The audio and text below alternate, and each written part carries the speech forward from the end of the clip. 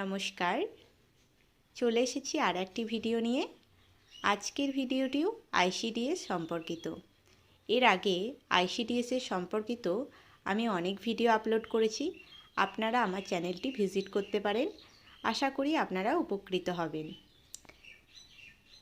আপনারা স্ক্রিনে দেখতে পাচ্ছেন, এখানে দেওয়া রয়েছে, এটা মুর্শিদাবাদের একটা নোটিশ। এতদ দ্বারা সর্বসাধারণের অবগতির জন্য জানানো হচ্ছে যে মুর্শিদাবাদ জেলার অন্তর্গত বিভিন্ন সুসংহত শিশু বিকাশ সেবা প্রকল্পে সরাসরি অঙ্গনওয়াড়ি কর্মী ও অঙ্গনওয়াড়ি সহায়িকার শূন্যপদ পূরণের জন্য কেবলমাত্র যোগ্যতা সম্পন্ন মহিলাদের নিকট থেকে আবেদনপত্র বা দরখাস্ত আহ্বান করা হচ্ছে। এছাড়া বর্তমানে কর্মরত যোগ্যতা সম্পন্না সহায়িকাদের নিকট থেকেও পদোন্নতির মাধ্যমে অঙ্গনওয়াড়ি কর্মী পদে শূন্যপদ পূরণের জন্য দরখাস্ত আহ্বান করা হচ্ছে। অর্থাৎ এখান থেকে আপনারা কি বুঝলেন যে আইসিডিএসের কর্মী এবং সহায়িকাদের নিয়োগের জন্য এখানে বিজ্ঞপ্তি প্রকাশ করা হয়েছে। বর্তমানে এরকম একটা বিজ্ঞপ্তি বিভিন্ন সোশ্যাল মিডিয়ায় ঘুরছে, কিন্তু এটা একদম ভুল। এরকম কোনো বিজ্ঞপ্তি এখনও বেরোয়নি। বেরোলে অবশ্যই আমি আমার চ্যানেলে জানিয়ে দেব। আর এখান থেকে আপনাদের আরও একটা জিনিস আমি অবগত করাচ্ছি, এই যে আইসিডিএসের হেল্পার বা সহায়িকারা, তারা কি সারা জীবন সহায়িকায় থাকে? একদমই না। সহায়িকাদেরও পদোন্নতির সুযোগ থাকে। একইভাবে আইসিডিএসের কর্মীদেরও পদোন্নতির সুযোগ থাকে, তারাও সুপারভাইজার হতে পারে। এবার আমি একজনের উদাহরণ দিয়ে বলছি। কেউ একজন অঙ্গনওয়াড়ি সহায়িকা পদে যুক্ত আছে। তিনি আস্তে আস্তে চাকরি করতে করতে একটা সময় পর তিনি কর্মী পদের জন্য আবেদন করতে পারেন। অর্থাৎ তাদের পদোন্নতির যে পরীক্ষা হয় সেগুলো দিতে হবে। আমি আস্তে আস্তে আলোচনা করছি। তারপর কর্মী পদের কাজ করতে করতে কিছুদিন পর, মানে কয়েকটা বছর পর, আবার তিনি সুপারভাইজার পদে আবেদন করতে পারেন। সেখানেও পরীক্ষা দিতে হবে। অবশ্যই এই পরীক্ষাটা হবে প্রমোশনাল। এবার আমি দেখাচ্ছি এই যে বিজ্ঞপ্তিটা, এই বিজ্ঞপ্তিটায় ডেটটা চেঞ্জ করে বিভিন্ন সোশ্যাল মিডিয়ায় ঘুরছে। আপনাদের বোকা বানানো হচ্ছে যে এরকম নিয়োগ বিজ্ঞপ্তি বেরোবে বা বেরিয়েছে। এরকম কোনো বিজ্ঞপ্তি বেরোয়নি। বেরোলে আমি অবশ্যই জানিয়ে দেব। এটা হচ্ছে ভরতপুর 2 নম্বর ব্লকের একটা আইসিডিএস প্রজেক্টের বিজ্ঞপ্তি। এখানে দেখুন, এখানে দেওয়া আছে, এতর দ্বারা জানানো যাচ্ছে যে ভরতপুর 2 নম্বর সুসংহত শিশু বিকাশ সেবা প্রকল্পে অঙ্গনওয়াড়ি সহায়িকা পদে নিযুক্তির জন্য কেবলমাত্র ভরতপুর 2 নম্বর সুসংহত শিশু বিকাশ সেবা প্রকল্প এলাকার, অর্থাৎ ভরতপুর 2 নম্বর পঞ্চায়েত সমিতির অন্তর্ভুক্ত নিম্নলিখিত গ্রাম পঞ্চায়েত সমূহের কেবলমাত্র মহিলা এমন প্রার্থী তথা আবেদনকারিণীদের নিকট হতে নিম্নলিখিত শর্তে আবেদনপত্র আহ্বান করা হচ্ছে। অর্থাৎ এই যে ব্লকের নোটিশটা বেরিয়েছিল, এখন কিন্তু বর্তমানে চলছে না। এটা অনেক পুরনো নোটিশ, আপনারা দেখতে পাবেন ডেট দেওয়া রয়েছে। এটাই অরিজিনাল, যেটা 2022 সালের, বাট বিভিন্ন সোশ্যাল মিডিয়ায় এটা ডেটটা 26 সাল দিয়ে চলছে।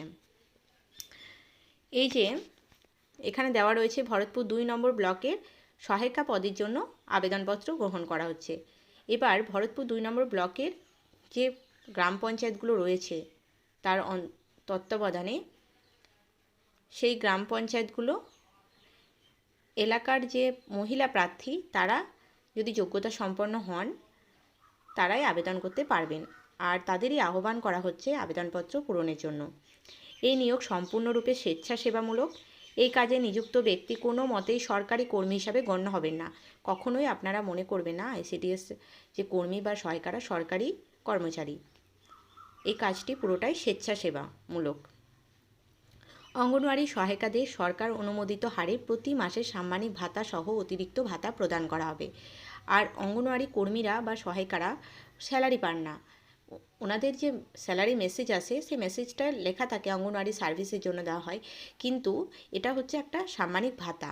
বর্তমানে অঙ্গনওয়াড়ি সহায়িকাদের চালুর সাম্মানিক ভাতা পরিমাণ মাসিক 2250 টাকা ও অতিরিক্ত ভাতার পরিমাণ মাসিক 4050 টাকা। প্রার্থীকে অবশ্যই ভারতীয় নাগরিক হতে হবে।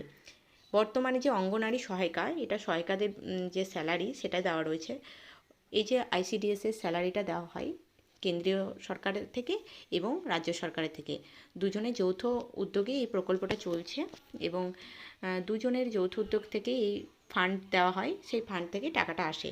অর্থাৎ মাসের একটা নির্দিষ্ট টাইমে রাজ্য সরকার টাকা দেয়, একটা নির্দিষ্ট টাইমে কেন্দ্রীয় সরকার টাকা আমাদের অ্যাকাউন্টে পাঠিয়ে দেয়। তবে সেক্ষেত্রে নাগরিককে অবশ্যই ভারতীয় হতে হবে।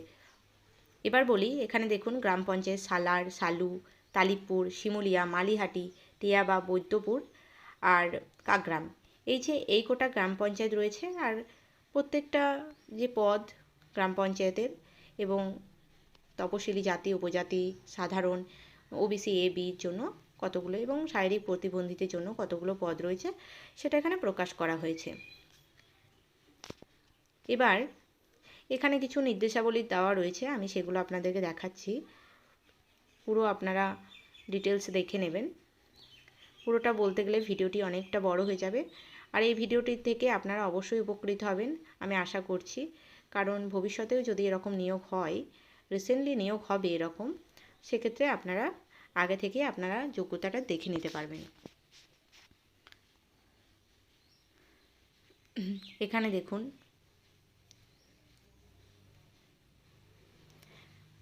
আমি বারবার বলছি আইসিডিএসের কাজ করতে গেলে আপনাকে আপনার এলাকা ভিত্তিক এটা নিয়োগ হয়, এলাকা ভিত্তিক গ্রাম পঞ্চায়েতের অধীনে সেই জায়গারই আপনি ফর্ম ফিল আপ করতে পারবেন, সেখানকারই বাসিন্দা হতে হবে। এবার আপনারা দেখুন এখানে রেজিস্ট্রেশন পদ্ধতি এগুলো দেওয়া রয়েছে। আর এখানে দেখুন ন্যূনতম শিক্ষাগত যোগ্যতা শর্তাবলীর মধ্যে আমি বলে দিয়েছি, প্রার্থীকে অবশ্যই ভারতের নাগরিক হতে হবে এবং মহিলা হতে হবে। ন্যূনতম শিক্ষাগত যোগ্যতা, আবেদনের দিনকে ভিত্তি করে অঙ্গনওয়াড়ি সহায়িকা পদের ক্ষেত্রে ন্যূনতম শিক্ষাগত যোগ্যতা অষ্টম শ্রেণী উত্তীর্ণ। অর্থাৎ সহায়িকা পদের জন্য অষ্টম শ্রেণী পর্যন্ত আপনাদের পড়াশোনা করতে হবে, মানে 8 পাস সার্টিফিকেট লাগবে। সাধারণ এবং অব্যাহতিপ্রাপ্ত এক্সেমটেড প্রতিবন্ধী, তপশিলি জাতি, উপজাতি এবং অন্যান্য অনগ্রসর শ্রেণী ক্যাটাগরি এ বি উভয় সকলের ক্ষেত্রে এটা প্রযোজ্য। উচ্চতর শিক্ষাগত যোগ্যতা প্রার্থীদের ক্ষেত্রে কোনো অন্তরায় হবে না। কারো যদি এবার আপনাদের মনে প্রশ্ন হতে পারে, আমার তো শিক্ষাগত যোগ্যতা আমি এমএ পাস, সেক্ষেত্রে আমি যদি এই পদের জন্য আবেদন করি তাহলে আমার কি আবেদনটা বাতিল হবে? একদমই না। আপনাদের সেক্ষেত্রে কোনো রকম কোনো বাধার সম্মুখীন হতে হবে না। এবার দেখুন বয়স কত হতে হবে। 45 বছরের বেশি বয়স হতে পারবেন না, অবশ্যই 45 বছর বয়স হতে। 45 বছর এবার সংরক্ষণের জন্য তো ছাড় পাওয়া যায়, সেটা তো আপনাদেরকে আগেই আমি বলেছিলাম একটা ভিডিওর মাধ্যমে। আর এখানে বিদ্যালয় কর্তৃক প্রদত্ত প্রকৃত শংসাপত্র বা মাধ্যমিক বা স্বীকৃত সমতুল্য পরীক্ষার নিবন্ধীকরণ, যেমন রেজিস্ট্রেশন, অ্যাডমিট কার্ড বা স্বীকৃত বোর্ড কর্তৃক প্রদত্ত দশম শ্রেণী পাস শংসাপত্রে লিখিত বয়সই এক্ষেত্রে সঠিক বয়সের প্রমাণ হিসাবে বিবেচিত হবে। অর্থাৎ জন্ম সার্টিফিকেটটা আপনাদের বা এই যে বোর্ডের যে সার্টিফিকেটগুলো প্রদান করা হয়, অ্যাডমিট কার্ড, রেজিস্ট্রেশন কার্ড, এগুলোতে আপনার যে ডেট অফ বার্থটা থাকবে সেটাই প্রযোজ্য হবে। আর এটা যে তারিখে বেরিয়েছিল, যেমন নোটিফিকেশানটা 2022 সালে বেরিয়েছিল, আর সেই হিসাবে এখানে বয়সটা 45 বছরের বেশি হতে পারবেন না। এবার দেখাই, বাসস্থান আমি বলে দিয়েছি, আর এপিক কার্ডটা অবশ্যই লাগবে। এখানে আপনারা দেখতে পারবেন যে যোগদান করার আগে অবশ্যই তার ভোটার কার্ড পেশ করতে হবে, অন্যথায় তার যোগদান গৃহীত বা অনুমোদিত হবে না। অর্থাৎ ভোটার কার্ড মাস্ট।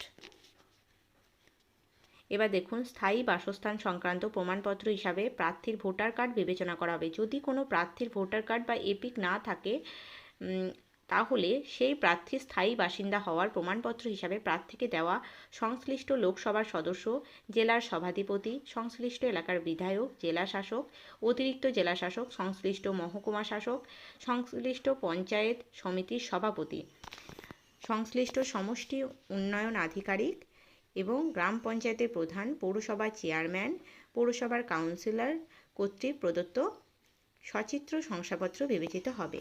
যদি আপনাদের না থাকে, এই সমস্ত জায়গা থেকে আপনারা একটা নিজেদের ছবি দিয়ে এরকম স্থায়ী বাসিন্দার প্রমাণ হিসাবে নিয়ে যাবেন, একটা লিখিত নির্দেশাবলী। এবার পরীক্ষা, বাংলা ভাষায় 150 শব্দের মধ্যে একটি রচনা লিখতে হবে, 15 নম্বর। পাটিগণিত 20 নম্বর। পুষ্টি, জনস্বাস্থ্য, নারীর সামাজিক অবস্থান বিষয়ক প্রশ্ন 15 নম্বর। ইংরাজি ভাষার সরল এবং প্রাথমিক জ্ঞান, যেমন অনুবাদ দেয়, অষ্টম এবং নবম শ্রেণীমানের সরলগুলো 20 নম্বরে থাকবে। সাধারণ জ্ঞানের প্রশ্ন 20 নম্বর। এবার বলি কত নম্বরে পরীক্ষা দিতে হবে। সকল আবশ্যিক শর্ত পূরণের সাপেক্ষে যোগ্য প্রার্থী তথা আবেদনকারিণীদের পরীক্ষার মাধ্যমে নির্বাচিত করা হবে। পরীক্ষার পূর্ণমান 100। প্রথমে 90 নম্বরের লিখিত পরীক্ষা নেওয়া হবে। লিখিত পরীক্ষা হবে 2 ঘন্টার। লিখিত পরীক্ষায় পাশ করলে মৌখিক পরীক্ষার জন্য প্রবেশাধিকার পাওয়া যাবে। মৌখিক পরীক্ষায় 10 নম্বরের। অনুলিখনের অর্থাৎ প্রতিবন্ধীদের ক্ষেত্রে বিশেষ চাহিদা সম্পন্ন যেনারা আছেন তাদের ক্ষেত্রে লিখিত পরীক্ষায় অতিরিক্ত 40 মিনিট সময় বরাদ্দ থাকবে। লিখিত পরীক্ষায় অনুলিখনের ক্ষেত্রে মোট 2 ঘন্টা 40 মিনিট বরাদ্দ থাকবে। তাহলে আপনারা দেখে নিলেন 100 নম্বরের পরীক্ষা, যার মধ্যে 90 নম্বরের আপনাদেরকে লিখিত পরীক্ষা দিতে হবে আর 10 নম্বরের মৌখিক পরীক্ষা বা ইন্টারভিউ। এবার দেখুন ইংরাজি ব্যতীত বাকি সকল প্রশ্ন বাংলায় দিতে হবে। এখানে ডিটেলসে আলোচনা আছে। 1:5 অনুপাতে অর্থাৎ 0 পদ সংখ্যা মৌখিক পরীক্ষায় আহ্বান পাওয়া পরীক্ষার্থীর সংখ্যা মৌখিক পরীক্ষা নেওয়া হবে, অর্থাৎ কম্পিটিশনটা হবে 1:5 অনুপাতে।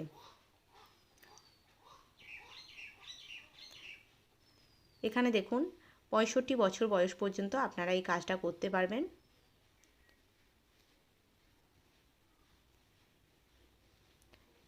আর এখানে প্রশিক্ষণ, সমস্ত প্রশিক্ষণ বাধ্যতামূলক এবং পশ্চিমবঙ্গের যে কোনো স্থানে হতে পারে। এটা আপনাদের বলে দিই, বিভিন্ন রকমের ট্রেনিং করানো হয় আইসিডিএসের ওয়ার্কার এবং হেল্পারদেরকে। সেই ট্রেনিংটা পশ্চিমবঙ্গের যে কোনো জায়গায় হতে পারে। গত বছর জলপাইগুড়িতেও একটা ট্রেনিং করানো হয়েছিল, ব্যারাকপুরেও করানো হয়েছিল। এই যে আইসিডিএসের জব ট্রেনিং করানো হয় সেগুলো বিভিন্ন দূরে দূরে করানো হয় আর অনেক দিনের করানো হয়।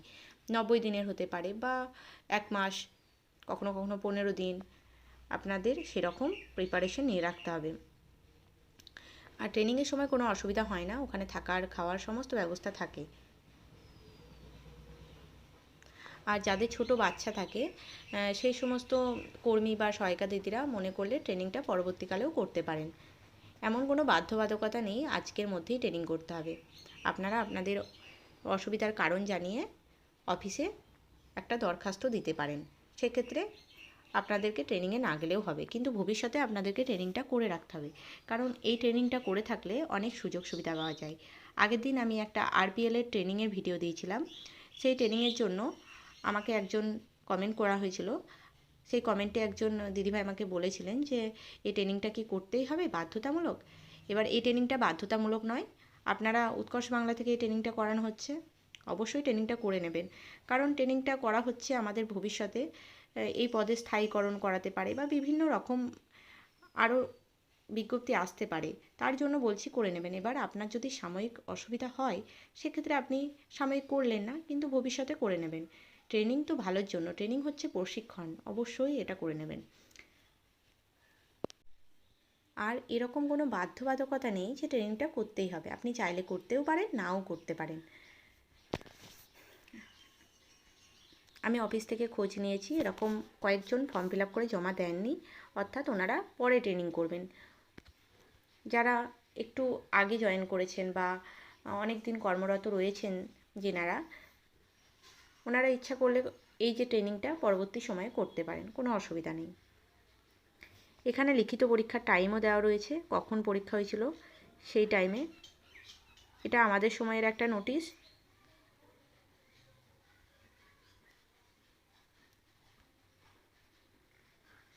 এখানে দেখুন আপনাদেরকে বারবার বলা হয়েছে প্রার্থী বা আবেদনকারিণী সচিত্র ভোটার কার্ড থাকা বাধ্যতামূলক।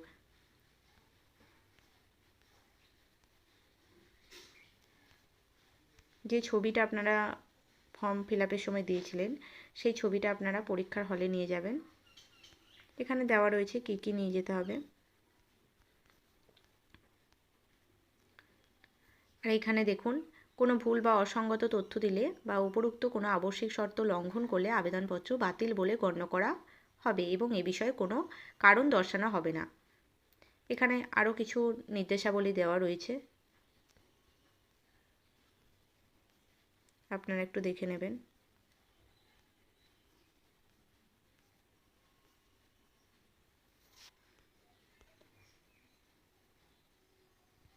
একই নোটিশ এখানটা কর্মী নিয়োগের ক্ষেত্রে একই জিনিস, শুধু এখানটা পাসটা আপনাদেরকে অষ্টম শ্রেণী থেকে এটা দশম শ্রেণী উত্তীর্ণ হতে হবে, দশম শ্রেণীর সার্টিফিকেট লাগবে।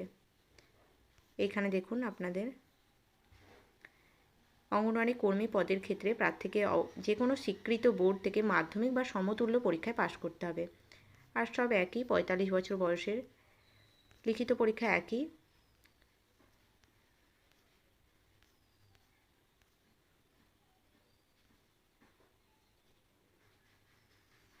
এখানে একটা জিনিস আছে দেখুন, মৌখিক পরীক্ষায় বসার সুযোগ দেওয়া হবে যদি কোনো ক্ষেত্রে দেখা যায় একই শ্রেণীর 2 বা ততোধিক প্রার্থী লিখিত ও মৌখিক পরীক্ষায় প্রাপ্ত নম্বর সমান। এমনটা তো হতেই পারে যে পরীক্ষায় একই দুজন পেয়েছেন, তাদের সমস্ত কিছু একই রকম, অর্থাৎ সার্টিফিকেট, তারা কোনো ক্যাটাগরি থেকে বিলং করছে, সেই ক্যাটাগরিটাও যদি একই হয় বা লিখিত এবং মৌখিক পরীক্ষার নাম্বার যদি তাদের একই হয়, সেক্ষেত্রে যার বয়স বেশি তাকে সরকারি আদেশ অনুসারে অগ্রাধিকার দেওয়া হবে। 65 বছর পর্যন্ত আপনারা করতে পারবেন।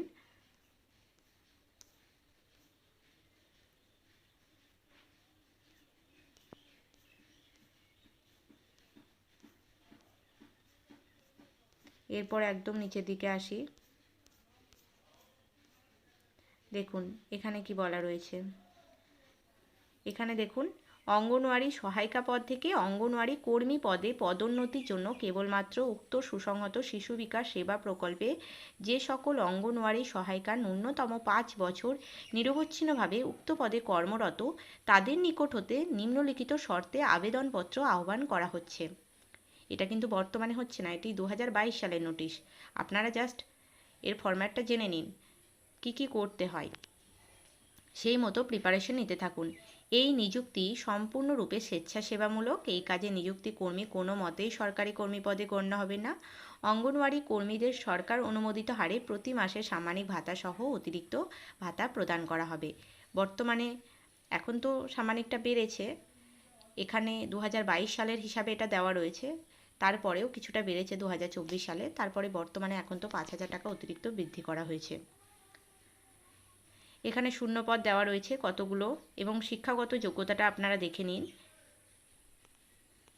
এখানে কর্মী পদে যেহেতু পদোন্নতি হবেন, সেই জন্য একই রকম মাধ্যমিক বা সমতুল্য পরীক্ষায় উত্তীর্ণ হতে হবে। তারপরে দেখুন, উচ্চতর শিক্ষাগত যোগ্যতা প্রার্থীদের ক্ষেত্রে কোনো অন্তরায় হবে না, কিন্তু কোনো অঙ্গনওয়াড়ি সহায়িকা যদি পূর্বে অঙ্গনওয়াড়ি সহায়িকা পদে আবেদন করার সময় নিজের শিক্ষাগত যোগ্যতা গোপন করে নিয়োগপ্রাপ্ত হয়ে থাকেন, মানে কোনো সহায়িকা যদি পূর্বে এইচএস পাস বা তিনি 8 পাস দিয়ে নিয়োগপ্রাপ্ত হয়েছেন, তাহলে তার আবেদনপত্র বিবেচনা করা হবে না। অর্থাৎ আমার ক্ষেত্রে আমি বলছি, আমি যদি মাধ্যমিক পাস, এটা তো 8 পাসের চাকরি, আমি যদি মাধ্যমিক পাস সার্টিফিকেট না দিয়ে শুধুমাত্র 8 পাস দিয়ে করি, সেক্ষেত্রে আমার আবেদনপত্রটা বিবেচনা করা হবে না। যেহেতু বর্তমানে আমার আবেদনপত্রে আমি গ্র্যাজুয়েট বা তার বেশি শিক্ষাগত যোগ্যতা গোপন করি, সেক্ষেত্রে বিবেচনা করা হবে না। বর্তমানে আপনি যেটা করছেন সেটাই দেবেন। আপনার থাকতে পারে আপনি 8 পাস পর্যন্ত পড়েছেন, অবশ্যই পড়েছেন, মাধ্যমিক পড়েছেন, উচ্চ মাধ্যমিক পড়েছেন, কিন্তু আপনি গোপন করবেন না, বর্তমানে যে স্ট্যাটাস সেটাই দেবেন। সেক্ষেত্রে আপনার আবেদনপত্রটা বাতিল হবে না, আপনার কোনো বাধাও হবে না। এবার বলি, বয়স 65 বছর, একই স্থায়ী বাসিন্দা, ভোটার কার্ড অবশ্যই লাগবে। এবার দেখুন পরীক্ষা, সকল আবশ্যিক শর্ত পূরণের সাপেক্ষে যোগ্য আবেদনকারিণীদের পরীক্ষার মাধ্যমে নির্বাচিত করা হবে। 5 বছর চাকরি করার পর হেল্পার থেকে অঙ্গনওয়াড়ি কর্মী হওয়ার জন্য আপনাদের পরীক্ষা দিতে হবে। মোট পরীক্ষা হবে 50 নম্বর, যার মধ্যে লিখিত পরীক্ষা 35 নম্বর, অভিজ্ঞতার ক্ষেত্রে সর্বোচ্চ 10 নম্বর, তারিখের সাপেক্ষে 8 বছর বা তার ঊর্ধ্বে নিরবচ্ছিন্নভাবে সহায়িকা পদে কাজ করলে 5 নম্বর, এবং 11 বছর বা তার ঊর্ধ্বে নিরবচ্ছিন্ন সহায়িকা পদে কাজ করলে 10 নম্বর, ও মৌখিক পরীক্ষায় 5 নম্বর। এক্ষেত্রে নিয়োগের পূর্বে নিম্ন স্বাক্ষরকারীর করণ থেকে প্রার্থীর কাজের অভিজ্ঞতা যাচাই করে নেওয়া হবে, এবং যাচাই প্রক্রিয়ায় ব্যর্থ হলে সেই প্রার্থীকে অঙ্গনওয়াড়ি কর্মী পদে নিয়োগ করা হবে না। অর্থাৎ আপনাদের যে নিরবিচ্ছিন্নভাবে আপনারা কাজ করেছেন, সেটা অফিস থেকে একটা নির্দেশাবলী দিতে হবে, একটা লিখিত। এবার দেখুন, যদি আপনারা অভিজ্ঞতার ক্ষেত্রে সর্বোচ্চ 10 নম্বর পর্যন্ত পাওয়া যায়। এবার পাটিগণিত অষ্টম মানের, সিলেবাসটা দেওয়া রয়েছে। পুষ্টি বা জনস্বাস্থ্য, নারীর সামাজিক অবস্থান বিষয়ক 10 নম্বর, ইংরাজি ভাষা 10, এবং সাধারণ জ্ঞানের প্রশ্ন 5 নম্বরের। একই রয়েছে এগুলো।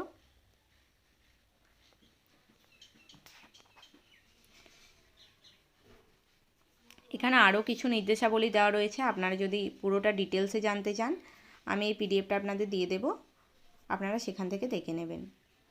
তো নতুন করে কোনো বিজ্ঞপ্তি বেরোয়নি, আমি বারবার বলছি। আপনারা যদি এই বিষয়ে জানতে চান তাহলে অবশ্যই আমাকে কমেন্ট করবেন এবং ভিডিওটি ভালো লাগলে একটা লাইক করবেন এবং বন্ধুদের মধ্যে শেয়ার করে দেবেন। আর আমার চ্যানেলটি থেকে আপনারা যদি উপকৃত হন তাহলে অবশ্যই আমার চ্যানেলটির পাশে থাকবেন। সেক্ষেত্রে অবশ্যই আপনারা চ্যানেলটি সাবস্ক্রাইব করে রাখবেন। আজকের ভিডিওটি এইটুকুই। টাটা।